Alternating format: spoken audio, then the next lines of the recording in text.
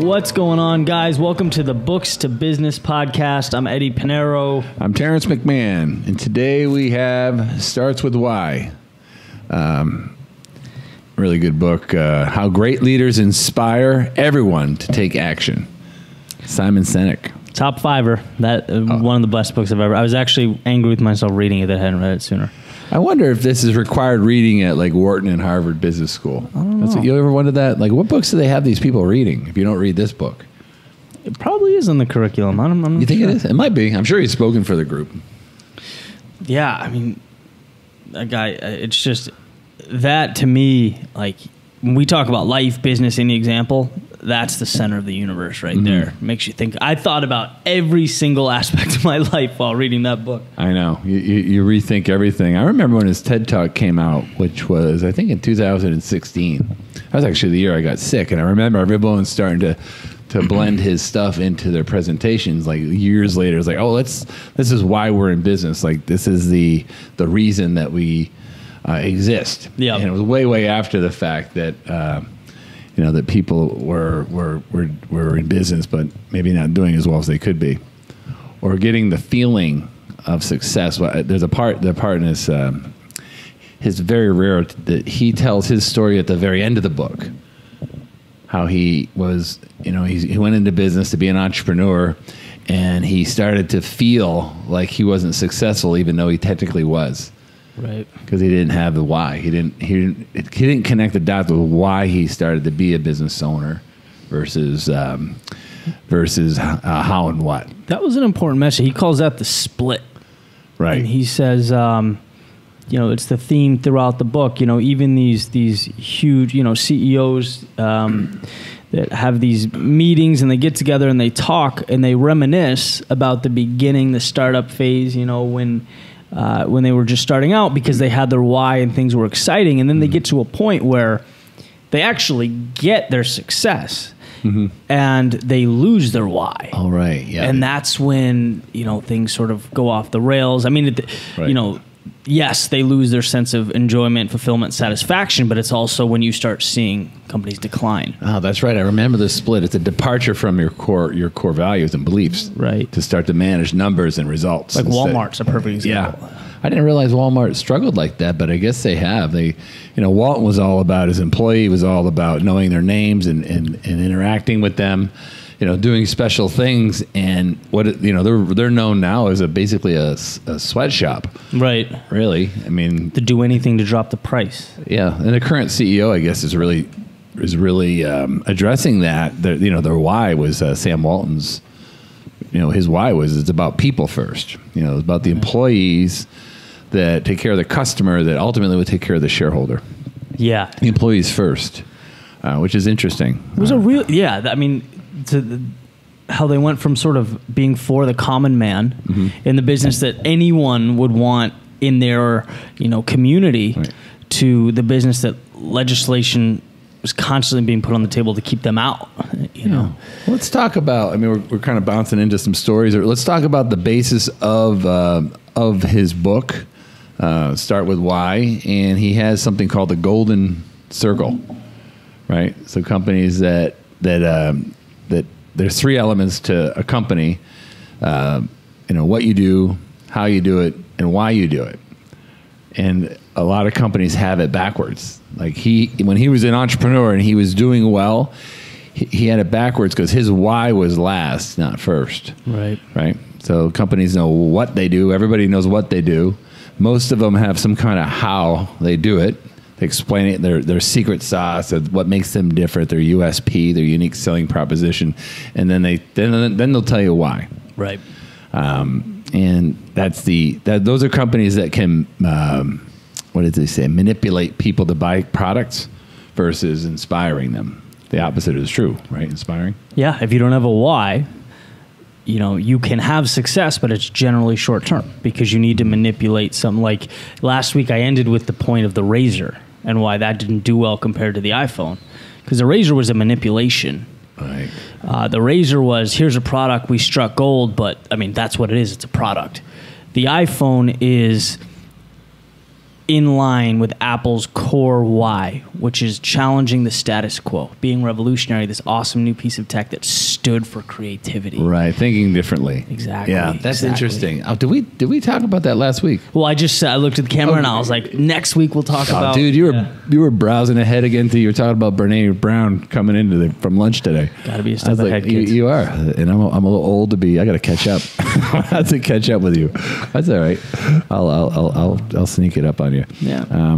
But the apple is the symbol, like the apple on the computer is the symbol of who you are. You know, you think differently. You are kind of a rebel against the status quo because Apple computers that are statistically subpar computers. Right. You know, they're more expensive, right? In terms of their capability and all that stuff. They're not as fast, I guess. I'm an Apple user. I think we're all Apple users. You're an Apple user too, right? Yeah, for across sure. the board. I struggle with PCs, but that's I think differently. I'm a sucker for what they me stand too. for. Every time I go to Apple, it's like I'm winding up to buy something I don't need. Like I literally buy everything they have. But the product itself is more expensive. It doesn't have as many software applications as a PC, and it isn't as fast. It's way more expensive. Yeah. I think it could be triple. Wait till you try the new AirPods. Yeah. Oh yeah. That's right. I have a subpar AirPod. I have AirPod envy. You came home with those one day. You were so happy. Yeah, it was my first time getting them. Yeah. It's just how easy they are is amazing. Yeah. But I wanted to bring this up, but I don't want to butcher it. He does maybe you can look this up, Stevie. He does a really good job of he gives what Apple's mission statement would be, looking the wrong way, and then when they start with why, what it is.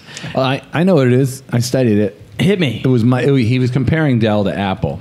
No. Apple's mission statement. Their mission statement. So I kind of remember it too. I'll try to get Doesn't off he the say dome. in everything we do, we believe in challenging the status quo and thinking differently? Mm-hmm. We make beautifully designed computers. They're easy to use. Want to buy one? Is that kind of? And then he says, "Oh, we happen to make computers too." Something like that. We do this. That was by the right making way. Beautifully designed computers that are easy to use. as we all butcher it. Yeah. And then I remember because he compared Dell to Apple, which I think was the easiest one. But the Razor to the iPhone is just as good. Right. Dell says that we make beautifully designed computers that are easy to use, at a good price. Want to buy one? Yeah. And Apple says in the beginning there's no why in there, and Apple says in everything we do we challenge the status quo. By thinking differently, and we show this to the world by making beautifully designed computers that are easy to use. here it is. Want to buy one? What is it? With everything we do, we aim to challenge the status quo. We aim to think differently. Our products are user-friendly, beautifully designed, and easy to use. We just happen to make great computers. Want to buy one? And then the inverse of that. Yeah. The inverse. Basically Let's just see if he like has it. Does he have it? talking Here about it is. the tech. It's right here. It's like, we make great computers. They're user-friendly, beautifully designed, and easy to use. Want to buy one? That's like how you start. They start with like the computers. They start that they're beautiful, and then they already ask what you want to buy without even knowing the why. That's a what and how with no why, and a why then what? Yeah. Then how? Difference. Difference. I mean, it's a difference between being a logo and a symbol. Right. In fact, this is pretty cool here. If you look at this computer, like an Apple computer, if you saw this, you'd see that the computer logo on an Apple is upside down when it's closed to the user, because when you open it up, it shows everybody you're an Apple user. The Dell computer, you can read it, and then it's upside down when you open your computer. Oh, I didn't know that. Yeah, so that's the symbols are different. But Apple's one where if you like walk by someone in the airport and they're an Apple user, Yeah. you can almost have a moment. Right. Yeah, it's kind of cool. He uses Apple throughout the entire book. Apple and Martin Luther King in almost every section of the book. He talks about how. Apple's a loyal. I mean, there's no more loyal companies or buyers than an Apple buyer. Yeah. Like you pay a premium for loyalty, and a good repeat customer will come back, but a loyal customer will travel longer. They'll wait in line. They'll pay a premium. That's the difference between the PC and the Apple. The iPhone and the whatever phone. What is the other one? Google. My son uses that one. Android. Droid, yeah. Would never. Can't even text in a group text with them. It's all green. I would never do that. The audacity. I might fire him. If I had to break it down, this section, what we're talking about, it was, if a company knows their why, it's your identity. Like, you're excited, like Harley Davidson, Apple, like you identify with their core mission. Companies that don't have that, and this is what you were alluding to a second ago, they have to find ways to manipulate you. So whether, and that's not necessarily like as bad as it sounds, but like manipulate you in various ways, using pricing, using new products, using celebrities that say, hey, this is great. Like, there's always some type of push because they don't have that identity. Right. Yeah. Manipulation is a form of incentive. Like price, you could do a 2-for-1 or a BOGO or some kind of money back guarantee or some kind of overnight ship. Amazon does it with overnight shipping. They're short-term tools. Yeah. And they work. Fear, missing out. There's only a couple left. You got scarcity and things like that. Those will manipulate people to buy. But inspiring somebody to buy because of what the product stands for, the belief in the product. There's another good example of like Oprah. People that watch Oprah. Oprah's got an extraordinarily loyal fan base, and she did a promotion once where she gave away a car to everybody that came to the audience that day. But what people won't be able to recall is that they actually, Pontiac gave $7 million worth of cars to Oprah to give away as an incentive and a manipulation to get people to buy Pontiacs. But years later, nobody remembers that Pontiac donated the car. They only remember that Oprah gave everyone a car because she's known for being generous. That's like a big part of her brand. And it wasn't in line with Pontiac. Why? Right. It was a mismatch. Yeah, Pontiac was trying to manipulate people to buy a car, because they were part of the promotion. Like, Oprah gives away 200 Pontiacs. The Pontiac part got dropped off the story probably relatively soon. Yeah, it's the difference between loyalty, brand loyalty, and just having a customer, I guess, inspiring people and manipulating them. That's cool. Yeah. What was your big takeaway for your own business and your world for this thing? Just to use, so the why should not be something that you check up on every once in a while or something that you're cognizant of that's a talking point. It should be the filter you run everything you do through. Every business transaction, it should align with your why, otherwise it doesn't make sense. He talks about having a business partner and turning down lots of money, and his business partner would say, why? What are you doing? Money's money. And he would say, well, that doesn't align with that client does not align with who we are. And so, it's just something that, long term is the most important. Yeah, his company is mission to inspire people to inspire others. That's what his consulting business does, which is kind of cool. That's a good business. Yeah. It's an interesting thing because our podcast here originally was called Your Voice to the World, for those of you that started with us early on. And we wanted to help entrepreneurs and people that were aspiring to be entrepreneurs.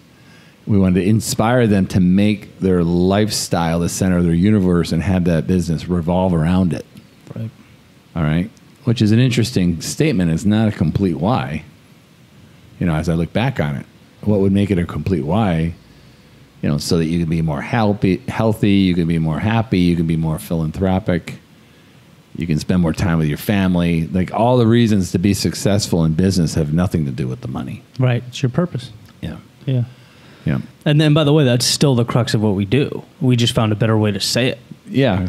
Well, the reality was we were looking at a business model that we could do. That's why we podcast, because it's something we enjoy, and it's a way we can reach a lot of people to get the lifestyle friendly business so they can enjoy their life. Right? A lot of people don't enjoy their life. They sign up for the dream and they end up getting the nightmare after the ether wears off. You end up I don't really like this anymore. That's what happened to me after maybe 15 or 18 years of doing really well. I didn't feel successful. I felt indifferent, which was worse than hating it. It's like being zero emotion, just indifferent and a complete slave to the process. What do you mean indifferent? Like, Well, the opposite of but like you as a person, you were indifferent. or like towards the I work. didn't love it. you I did. didn't hate it. I got up and did it. I see. Yeah, indifference is the opposite of love. Isn't hate. It's indifference. Right. I've heard that before. The opposite of of life isn't death. It's living death. And indifference, when you don't have a good why, you slip into indifference, which I think is like a very low level of existence. So that's how I felt, and I, used anything as a distraction, not to really deal with the reality that I didn't have a why. I didn't enjoy my life. Yeah. I wasn't connecting the good we did, and we did a lot of it with, the rewards that we got, and I certainly didn't use the rewards well. That's part of I think what I connected with the book. You go full circle when you start to learn things. Like, I didn't hate the industry. I hated parts of the industry. I hated the toxicity of not knowing where your next dollar came from. That was very hard for me. And then, the last 3 years when I was, trying to learn how to do something completely different, I'd learned all these things that now I know I could teach entrepreneurs, not just advisors, but entrepreneurs to get the real thing, which is truly a lifestyle-friendly business at the center of your life, that your business kind of rotates around, when you want to. Yeah. Powerful stuff. What we have. Right. Yeah, Right. Live a good life. Yeah. I like to see people live a better life, a little more healthy, brain, body, and business. Recreate it all. There's things you can do. It happens so slowly. It evolves. Like, I feel like for me, I'm going to say 6 years just unpacked itself so slowly that you look around now and it's like, it seems insane that at one point I was where I was, you get so immersed in the process, and I don't know if it's for better or worse, that you forget the evolution's happening. There's nothing, all work is honorable, but understanding why you're there. And by the way, if you're an entrepreneur, you need to lead. Like, Right. you can't manipulate people into working with you a long time. They're just going to have lots of turnover. When the flavor of the week wears off, they're going to go to another company. People want to be inspired and follow a leader that makes them feel good. Right. Like without any reasonable explanation, they're just connected to your vision and your beliefs. I think that's a big deal. Agreed. Leading versus that's a lot. You want to be a leader in the right way, not a leader in the wrong way. It's a good book for that. What about you, Steve? What'd you connect with? I really love when these books and big ideas connect back to the brain and like the history of humans. And he talks about I didn't read much of the book, actually, to be honest, but I watched a bunch of TED Talks by him, and it's what you guys talked about with the limbic part of the brain being like have a lot of feeling and disconnected from language. And I thought that was so interesting because he's trying to talk about how you have these gut feelings, and Right. it goes deep in your brain from like one of the most oldest parts of your brain, and you can't even put language on it, but you feel it. And it says you follow your heart, you follow your soul, and they all stem from that circle of safety from back in those days when literally you had to have a tribe with you to protect you from all the different dangers there were. And if you could just to be able to go to sleep, and they're still flowing to this day. And that's how a lot of organizations, he says this really well in his TED Talk. I'll try to not butcher it, but he said, in the tribe mentality, you get rewarded for sacrificing yourself for others. Like that's how the tribe can survive, because you have to like protect each other.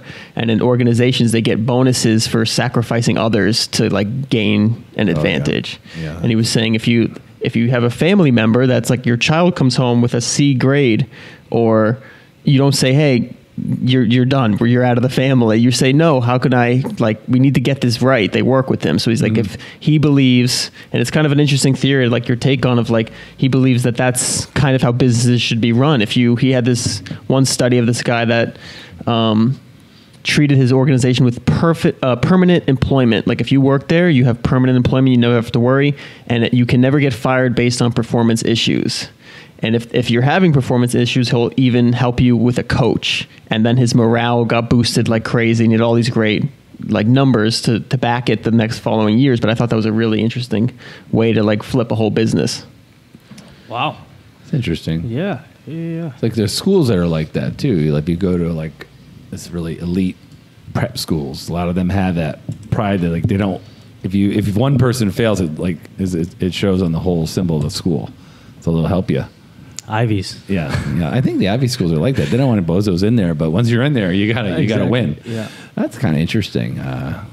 But the limbic brain is the caveman brain, right? And that's the one that has no language versus the lizard brain, right? Yeah, the lizard. The reptilian brain. Yeah, the lizard brain. I'm sure that's just kind of it's the one where the gut feeling comes out of.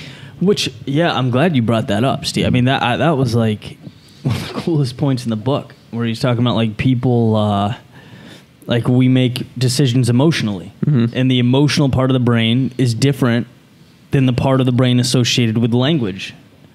And so literally trying to explain someone with words, in an elongated explanation on what your company does, like you will never hit the target because it's just not how we operate.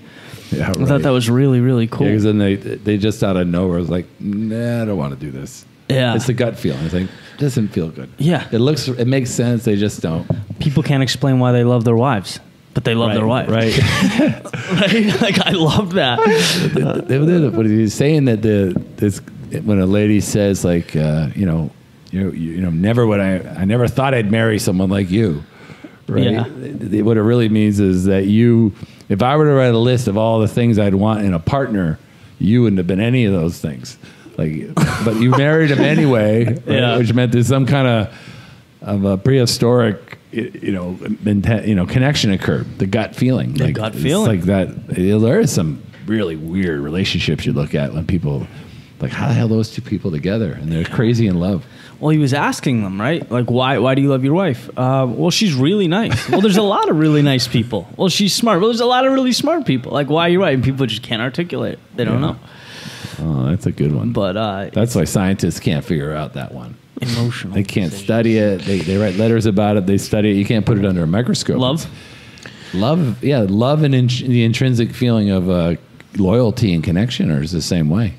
I mean, think about like a president that, like Kennedy, and they interview the Secret Service people. It's like, you die for him. Like, you would literally take a bullet, no problem. And some of it's training, but at some level, they believe in what that president believes in. Yeah, you'd have to. Yeah, that's like actually what's one thing that fascinated me about Simon was that he had such an inquisitive thought process of trying to find these answers, and one of them was with some people in the military. Like, he heard this story of this guy went to, like, I forget what was happening, but battlefield, saved a guy, dropped him off, and then like gave him a kiss and ran back to go like rescue more people. And he was like, what fascinates me about Simon is he immediately thought, like, what is that? That's just like, what drives somebody to go do that? Like, there's people in the military and he even like questioned himself. It's like, maybe are there more people like that? Does everybody have that? Or is that why they're in the military? Because they just have this greater why. And then he came to the conclusion after talking to them is that the helping of others was the most fulfilling feeling to those people, and not just in the military, but that's what part of the conclusion was that fulfillment was really a driving factor. This was a TED Talk? This was a TED Talk, yeah. Yeah, you have the bell curve too. I mean, when there's a draft, some people are in the front, they sign up, they get excited about it, they'll go sign up, and then others will be terrified. And he talked about in like innovation.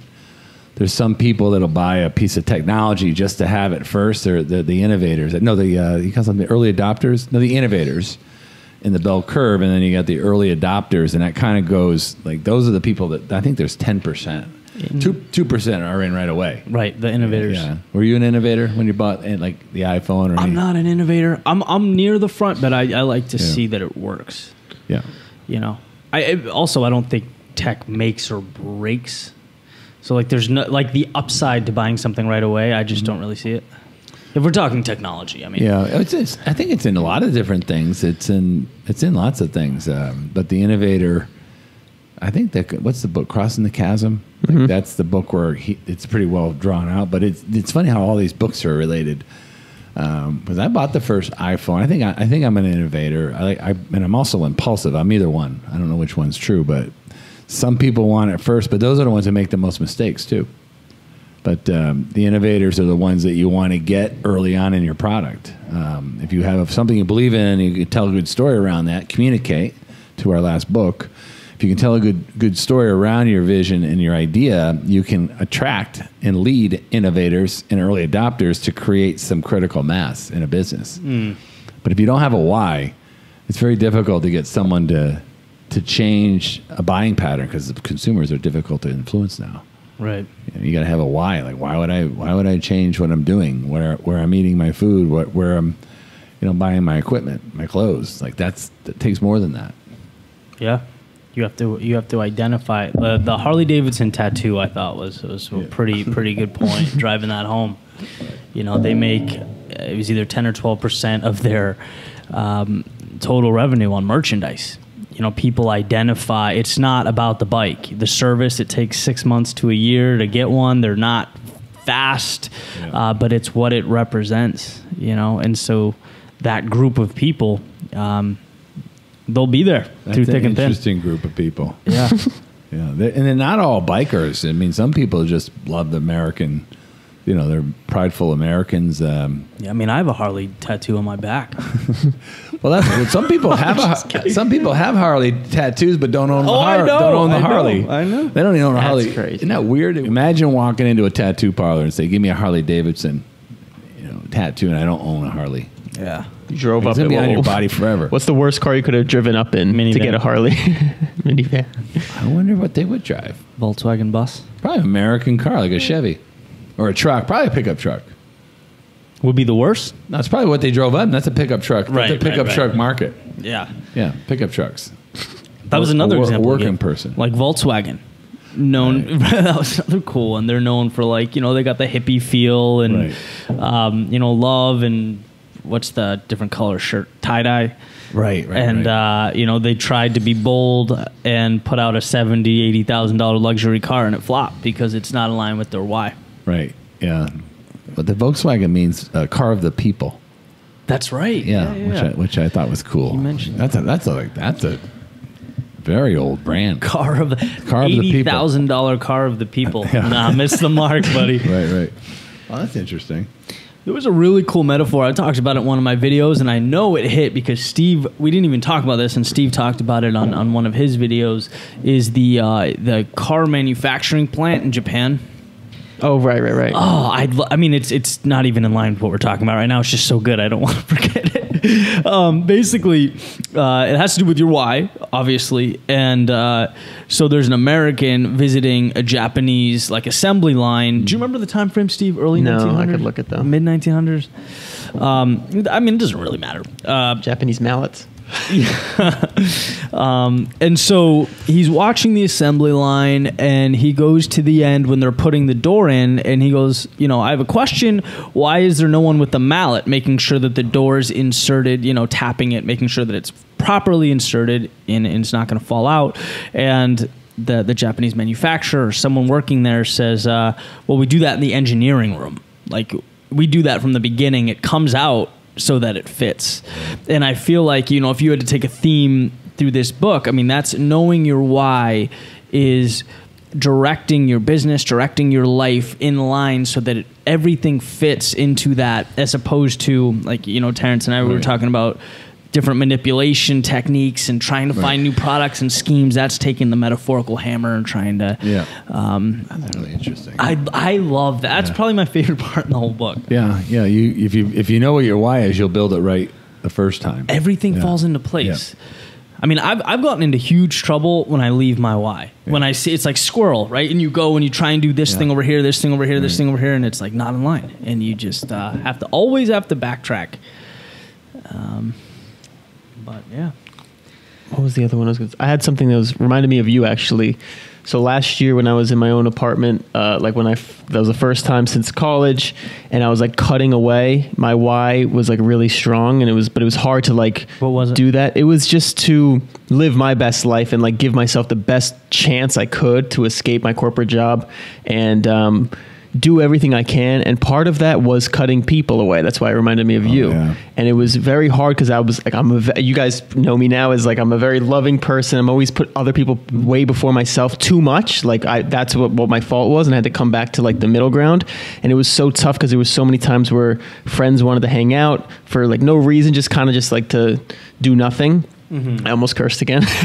And so I was like, it helped, made it easier when I understood, like I'm saying no to them, not because of them, but because I have this like greater goal in mind. So that was like, it reminded me of like having that why strong and being clear with it, knowing that I'm not hurting them or I'm not like telling them no, is that I'm really I'm doing it for something greater. They would probably understand that. And I think that's just a great theme for this book too, is that sometimes your why's unclear in different decisions you make, but if you can get super clear on that and remember that why you're doing it, it's helpful. That's kind of funny because when you quit drinking, like I did, right, and your brand was drinking, like people ask you why, and there's never been a really good not excuse, but when you say, "Oh, I don't drink anymore," it's like, why? I was like, well, if you really had a good reason, you probably can come up with something better than I'm in an addiction program or. What about your 48 hours away from death? drunk driving. It's like, oh, I can't court ordered. It's like, no, I want to be healthy. I'm not. I used to say I'm allergic to it because it used to make my eyes swell and my nose bleed after I got my ass kicked. But I have a funny story similar to that as well. With when I was in college, drank a lot, and then after college, I'm like working 9 to 5. I didn't have any interest of doing that. I wanted to sleep well, and then part of it was my dunking journey of like trying to push my body to the limit. And it, like you said, what was really strange to me is like when I had to explain myself that I wanted to go to bed, or other people, I wanted to go to bed early, eat healthy, and not eat out, and save money, and all these things that are so healthy on the surface, you have to explain. It felt so backwards to me. Yeah. I was like, I don't want to drink, and they're like, why not? I'm like, I want to get a good sleep, or I don't want to dehydrate myself, and that confused them. I'm like, wait, do I have it backwards, or who has it backwards? It was crazy. It's a good application of this in a non-business environment. Like if you're behaving differently, you gotta kind of understand why. Like the end result is something you want to do. Like the language is, I'm going to not drink anymore, and the bridging language to explain the why is so that I can live longer, I can have more disposable income to invest, I could lose weight, I could not make an ass of myself. There's like a million different ways to do that. Yeah. Like I want to make $1 million so I can help people, through philanthropy. I can spend more time with my family and be a better parent. That is the words that go after your business statement that explains your why. Right? Yeah. Go ahead. I was just going to say, it brings a lot of clarity, and I'm glad we're talking about it from a non-business perspective too, for some context. So if Steve's why is health and fitness, he's cutting away places and things that don't align with that. So the friends that party, the places, the restaurants, the activities, it's a lot of stuff, But your why sort of directs all that. And have you guys, either of you, ever done something that, like, whether it's even as small, like going out with someone or doing something for the night that doesn't align with like what you really care about, and it's kind of in the back of your head the whole time, like you're disengaged, right, you're checked out, right, and that's actually how I rationalize it. Not to cut you off, but that's how I would rationalize it to people, is that I would tell them I'm not going to enjoy this time out. Like if we want to go see a movie, I want to see it so badly, but I have so much to do that I'm not going to enjoy it as much. Like if you wait till 2 more days or something, I'll enjoy it more.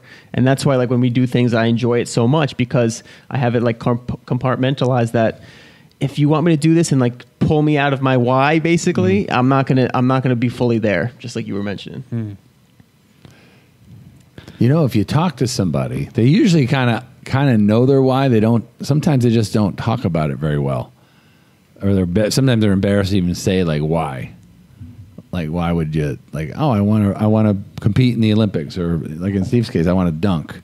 Right. You know, you need to like, you can't be like, if you want to be a really great business person, very few amazing, transformative world changers. What are the Ray Dalio calls them, the shapers? Very few are into partying and drinking.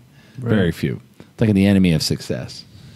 So they shouldn't have to explain themselves. I never hear that. Do you know any business moguls that are talk about drinking? Or very rarely? I just feel like the upside is so low. Like I enjoy dancing as much as anyone. I swear. Same thing, pretty much. And right? it's like that's what people say. Don't you like to go out and I'm like, I can do that. It's just not as I enjoy the high energy more. That's what it comes down to. Is I enjoy like the way I feel most of the day instead of just like the 1 hour or the 2 hours. I enjoy like this and reading and all the, I don't know, I guess it's nuts. But. The only time I've seen you drink when we were out was in Colombia at that like weird place where people were dancing on the tables. No, but we were dancing with each other. We were three guys, three American guys. Real dancing. Cool dudes. We had a really good game that day. Yeah. You want to take some questions, by the way? Yeah, sure. All right. This one is from Bradley. It says, what are the best strategies to delegate both down and up the ladder to get more accomplished? All right, one more time. What are the best strategies to delegate both down and up the ladder to get more accomplished? So, Jocko, right? I mean, extreme ownership, is that where your mind's going to? I get, I've heard this question before, but it seems like it's the wrong book. Yeah, but it's cool. It could be, actually. He didn't specify what book, but I did say text in about any book, so he might have. Let's throw back to the Jocko book, and that's if maybe you just watched that episode. I'm not sure, but if not, I would have you go there and read that. But basically, what he says is, you have someone. You have your higher ups, and you have, if you're a manager, people that you manage. And to put it, very simply, you want to make sure that the higher ups have line of sight to what you're doing. They understand, they're aware, because a lot of times they don't know when there's miscommunication. They don't have line of sight to the intricacies in the day-to-day, I'm looking in the wrong camera, the day-to-day of what you're doing. So they won't know when they'll do things that don't make sense. So that communication and line of sight. And then when you're down the ladder, you're explaining why. Because a lot of times, you're communicating things that need to be done, and it doesn't make sense. People don't get it on the surface. They take it personally. They think they're having to do extra work just for the hell of it. Right. If you sit them down and you say, look, here are our goals as a team, and doing these things helps us with these goals. There's a camaraderie and a sense of understanding that helps. So that's sort of the one-on-one. That's so you look at different things with communications. You got three parties involved, right? You got yourself, you got up and down. So you got three legs of a stool.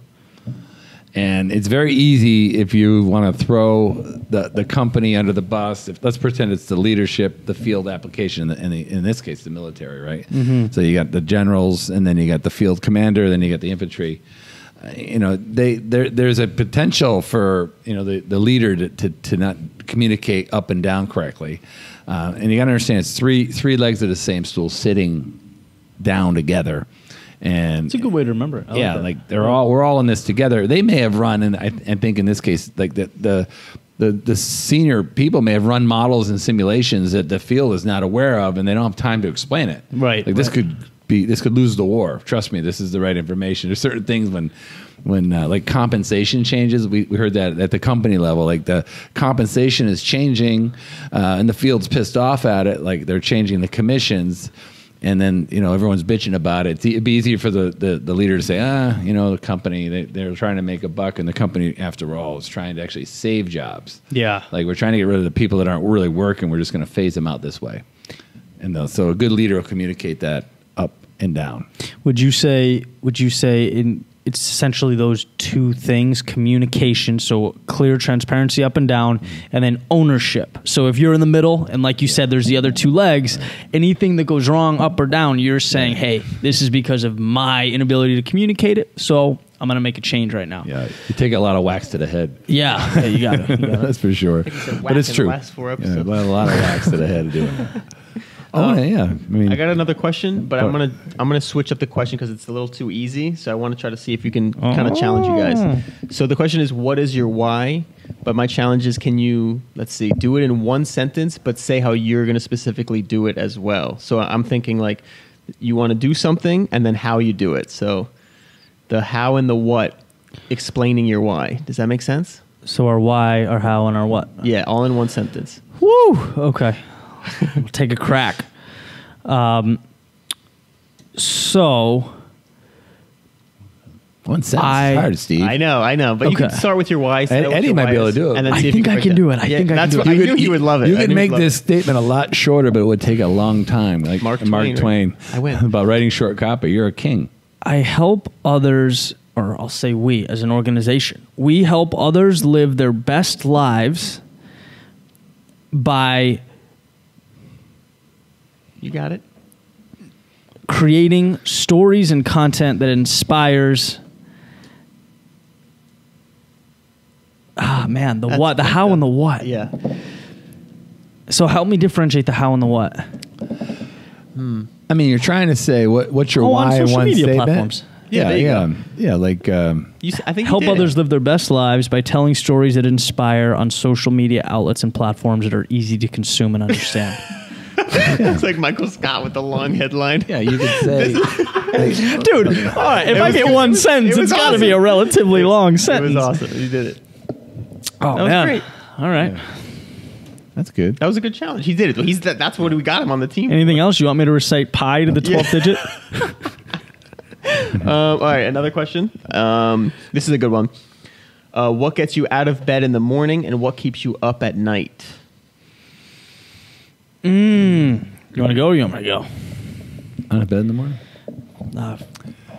For me, it's the opportunity. Go for it. Yeah. I mean, for me, it's just the excitement of, the downside of being an entrepreneur is you don't have that consistency. So there's that little, there's that feeling in your stomach, like, as you say, you eat what you kill. Yeah.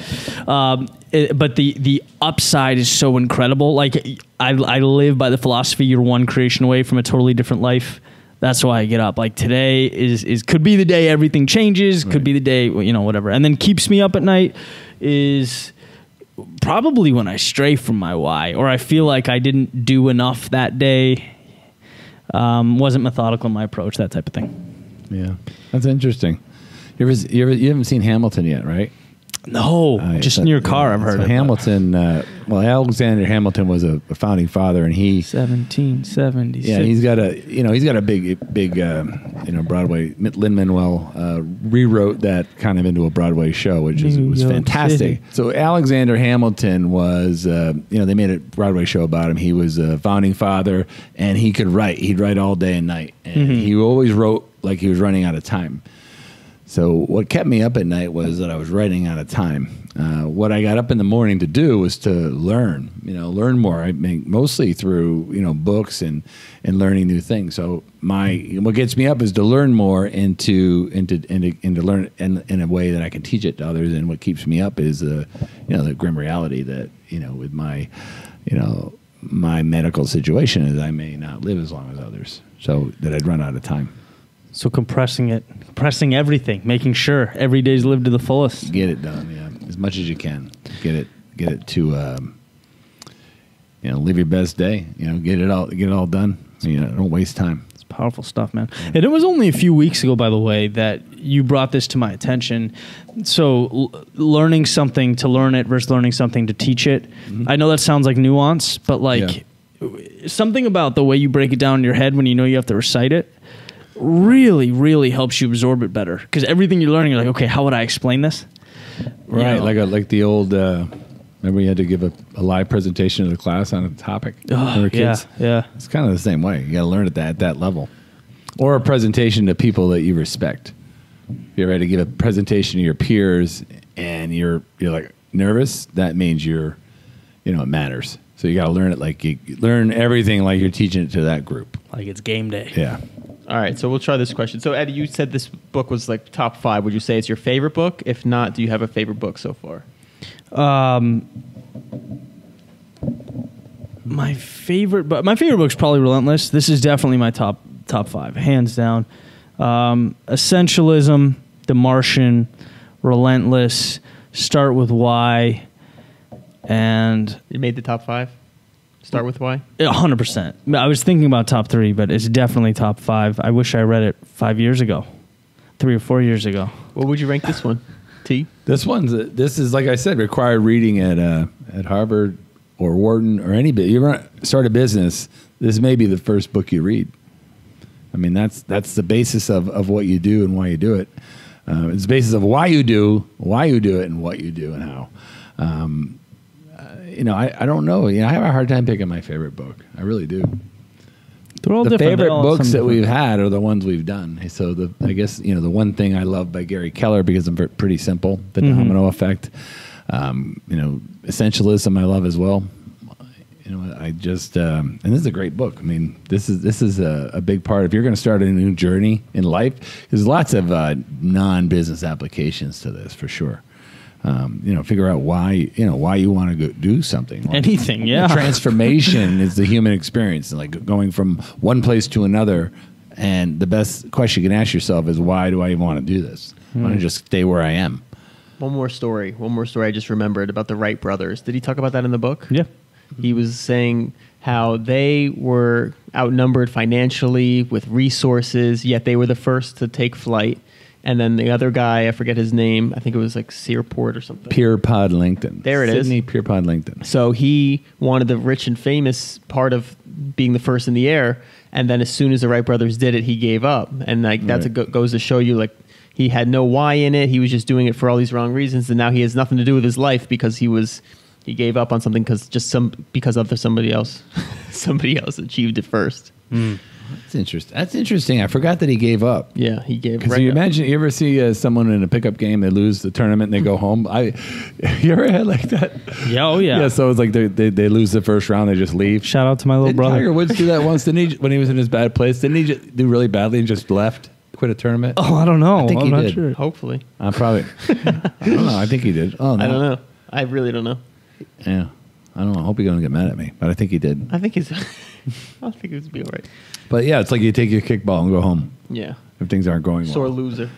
Yeah, the Wright brothers wanted to bring air travel to the world, and Pierpont Langton wanted to be rich. Yeah. And the Wright brothers won with no dream team members, no money. Bike shop. Yeah, they used to take five sets of parts out to go try out their new airplane. Imagine that. What kind of courage would you have to get in something God. an airplane you don't think will work? I have a hard time getting the ones I know work. You want to wrap it up? Yeah. Let's do it. What we got for next week? So we have Brene Brown, Dare to Lead. And I am about 10 minutes in. They mention one of my friends in the book, which is pretty cool.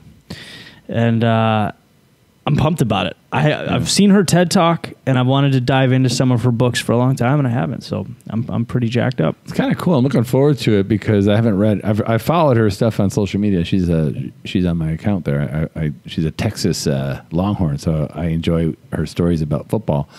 But a lot of the things from her TED Talk, Barry Michaels talked about with the tools. Oh, really? Yeah. The shadow is a lot about vulnerability. Oh, I mean, it's a big part of the shadow is that vulnerable person that you have with you at all times. Yeah. I haven't read it. I loved her TED Talk, but I can't wait to do that and dive into that and many others.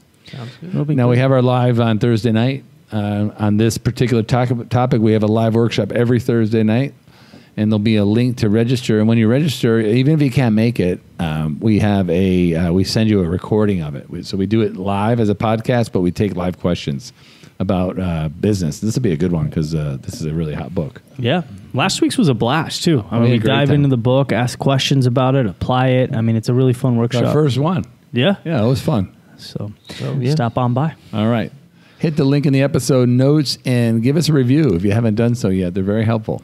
Appreciate it, guys. Take care.